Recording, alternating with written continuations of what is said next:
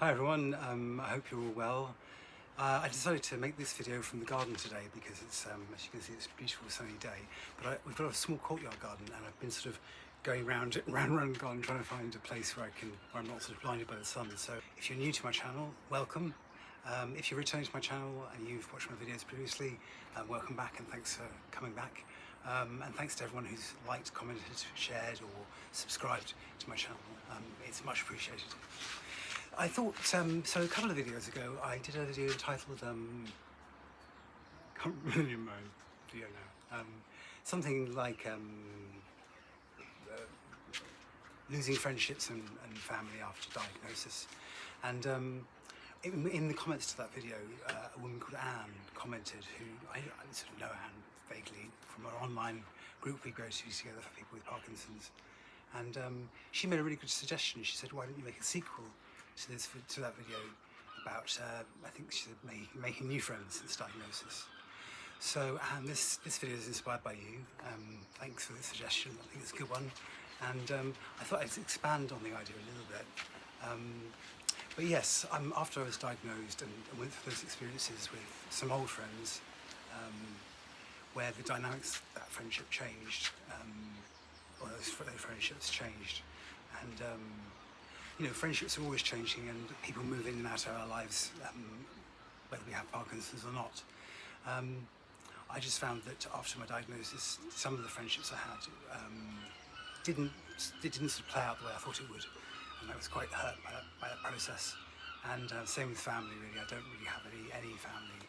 I do sort of believe that if you're someone that comes from a family that's not close, or you don't really relate to, you end up finding your own family anyway. I certainly had that experience as a gay man going to London. You know, I built a family that sort of understood me. So yes, there was lots of kindness from strangers. I found, certainly in the first few years, just little things really. A nurse that offered me, after my treatment, gave me her personal number and said, you know, call me if you need some support. And I moved to a town where I didn't really know anybody, and I was embraced by people there who had their own problems, but they still managed to see beyond my grieving process, really. That was a pigeon. Because my grieving process after being diagnosed, both my parents died very shortly after. So there's a lot of grief to manage, and part of my grief was anger, and that made it very difficult for some people. But there were people in my life who understood that anger is part of a grieving process, and I guess they didn't take it personally.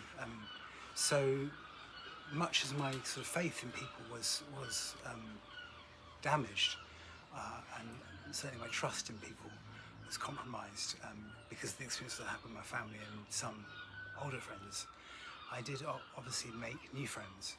And I think the benefit to making friends with people who didn't know you before your diagnosis is that the new people in your life have only ever known you with Parkinson's. I feel like I'm competing with loads of seagulls. Hopefully you can hear me. So yes, I also want to tell a really nice story about, hopefully this is going to be encouraging for some people. When I was diagnosed, I was single, and the first 8 years I lived on my own as a single man with Parkinson's.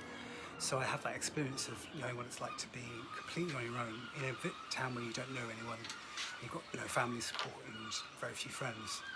And I should say that my mum did her best. And particularly, she was the only member of my family that really gave me any support at all. And it was given as support relevant to our kind of relationship, where we've never really been wildly close. And also she was going through her own incredibly difficult diagnosis of terminal cancer. So she had a lot on her plate, but she did step forwards and she did give me a roof over my head at one point, and she gave me the support that she could give me, which I was very grateful for. So I was living on my own single, and I had a few appointments booked to see a neurological psychologist for some one-on-one sessions, about 8 I think. And after that I was then booked on an 8-week course on mindfulness for people with neurological conditions, specifically to manage pain, which set me off on a whole different trajectory, which I'll go into in another video. But the therapist I saw just happened to be a Buddhist, and she knew my background in practicing yoga, teaching yoga, and Buddhism's been something I've been interested in for a long time, in my 20s.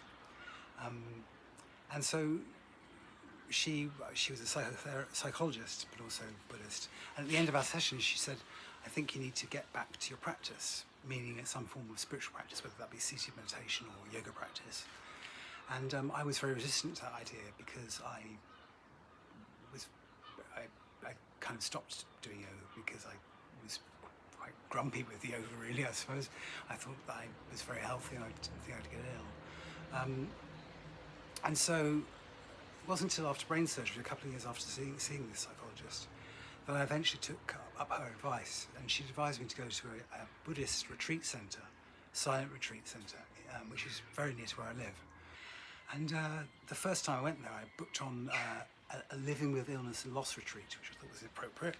And it's a silent retreat, so you go there and you meditate for a long periods of time.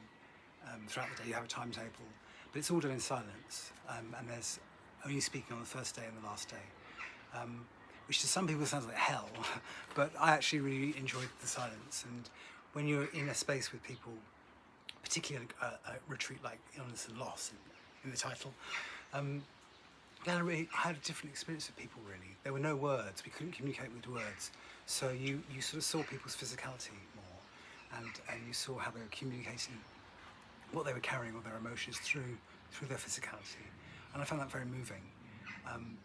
And I also found the environment very welcoming and embracing. Gaia House is very welcoming to people with disabilities, and it can accommodate people with disabilities, which was nice. And it just felt a very supportive atmosphere. And of course, when you hear other people's stories, it immediately puts your own into perspective. And so it really enabled me to start thinking more positively about people generally, and therefore myself, because I can't really separate my relationship to myself with how I am with other people. Times when I'm sort of fighting and being really hard on myself, I'm invariably kind of transferring that way of being with myself onto other people. We all do that as human beings, don't we? So yeah, back to Gail, the psychologist I was seeing, she advised me to go to Gaia House, and I did a few more retreats every year. I've been on at least one every year since 2018. And 2022, I think, I hope I can remember when I met my husband, but they did the first LGBTQ retreat in 2022. I didn't realise it was the first retreat I've ever done with that theme, but I was there and meditating, being a very good Buddhist. I should say I'm an agnostic with Buddhist interests, but I can't claim to be a Buddhist. And there was a guy on the retreat, and on the last day when we broke silence, when we were allowed to speak, we got talking, and he just happened to live in the same county as me, which was a plus, and he worked primarily from home, but one day a week, roughly, 1 or 2 days a week, he would come to where I lived, because where he works, their sort of main office was in that town. So he would come over after work, and we had a friendship, which then developed into a relationship. And I'm now married to Ben. We met in 2022 at that retreat in the summer.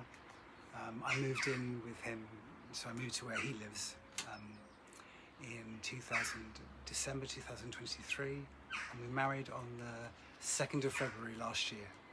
And we're having our 3rd anniversary this July. For the 3rd year anniversary this July.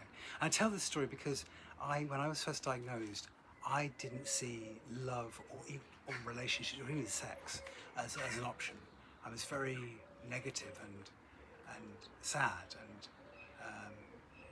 and I'm resigned to living a single life. And there's nothing wrong with living a single life. In fact, some of the time that I was single with Parkinson's was great, and it was very necessary for me to process grief. And I liked being single, but I just loved sharing my life with Ben, and being in a relationship with him has healed some of the trust issues and wounds that I experienced in the first few years of my diagnosis.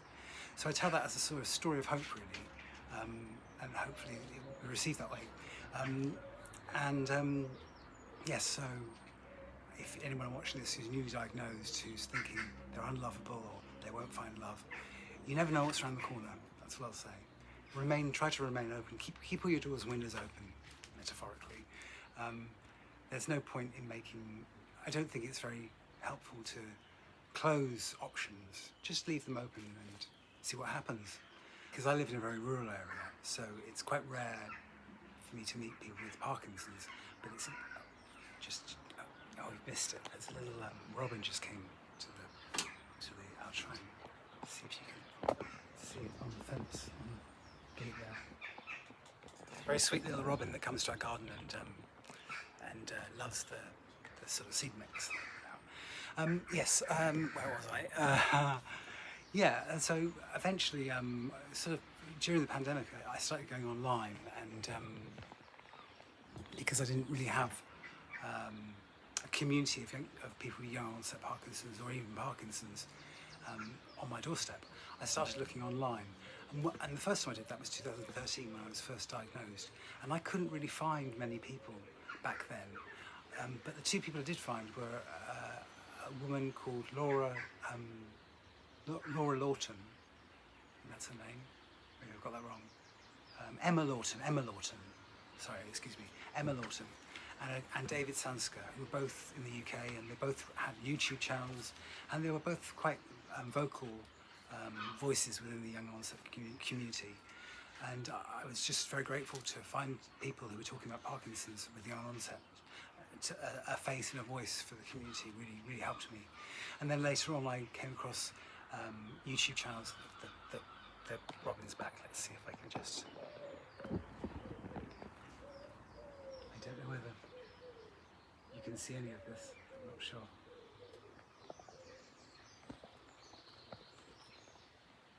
Hello. Maybe if I speak he'll come back. He's gone over there. Oh. If I stay quiet, he might.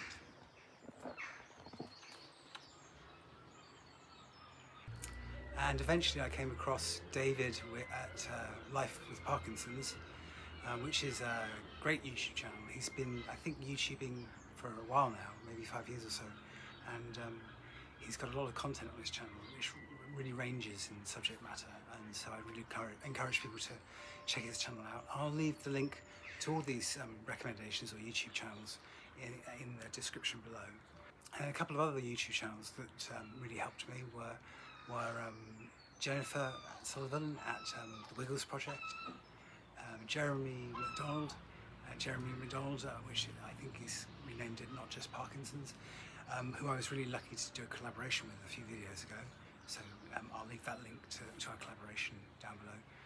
And then later on, making contact with Michelle from Slow Dancing with Parkinson's, and coming across Esther at Shaking My Boots, and various other YouTube channels that were very helpful. And it's probably one of the reasons why, well, it is one of the reasons why I've started my own YouTube channel. These people inspired me. I felt quite moved that they were sharing their story with the world, and I think that's really necessary. Parkinson's is a disease that's largely hidden behind closed doors, the worst parts of it. The best parts of it, the outside world sees, because we have to be medicated enough to be in the outside world and be seen. The robin's back, oh, it's gone.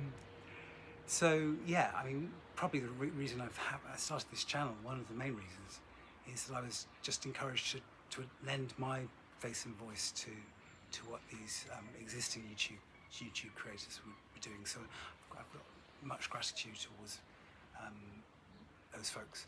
And I think, yeah, I've probably learned more about Parkinson's really through exchanging messages or talking to other people with Parkinson's.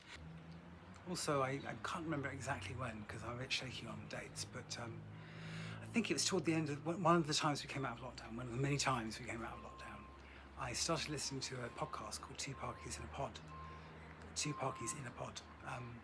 And it's a podcast created by and hosted by a guy called Dave Clark and Kuhn.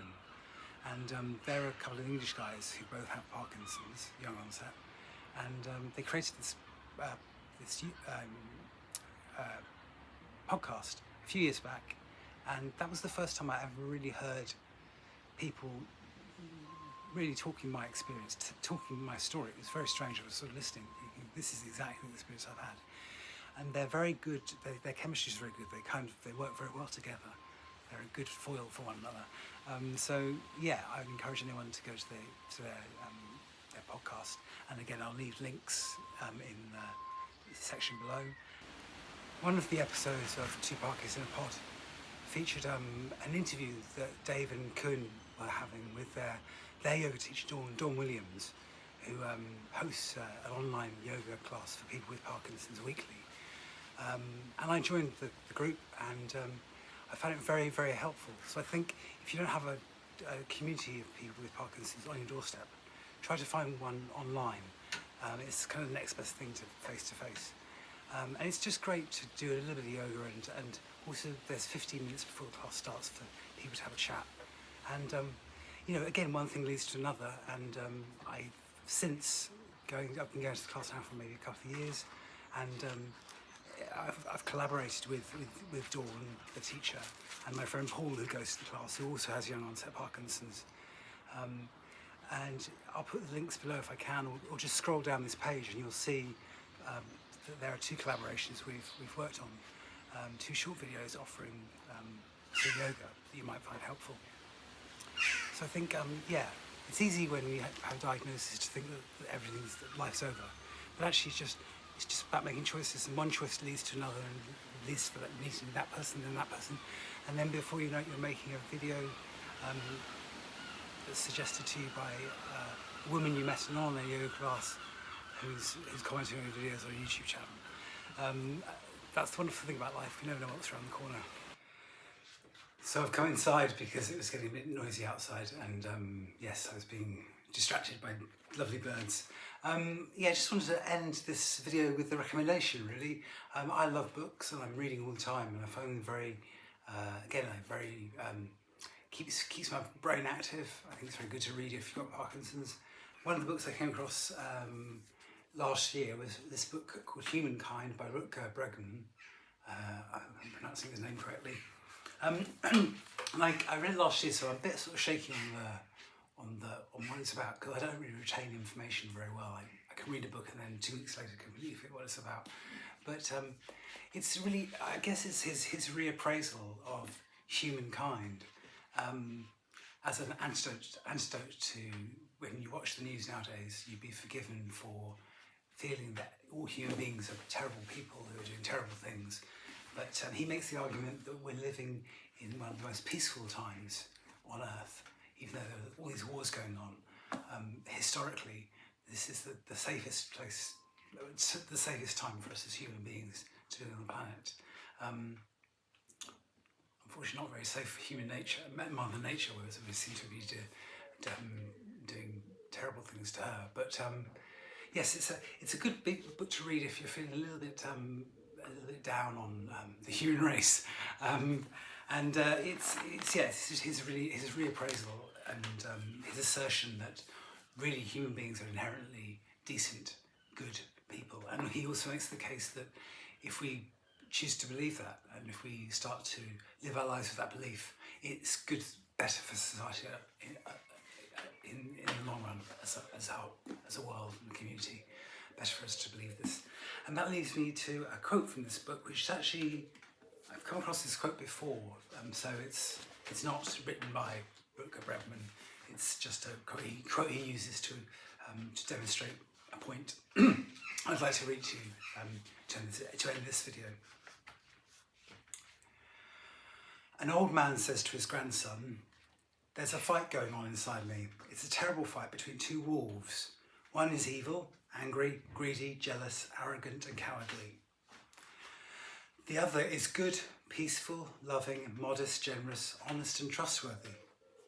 These two wolves are also fighting within you and inside every other person." After a moment, the boy asks, Which wolf will win? The old man smiles, the one you feed.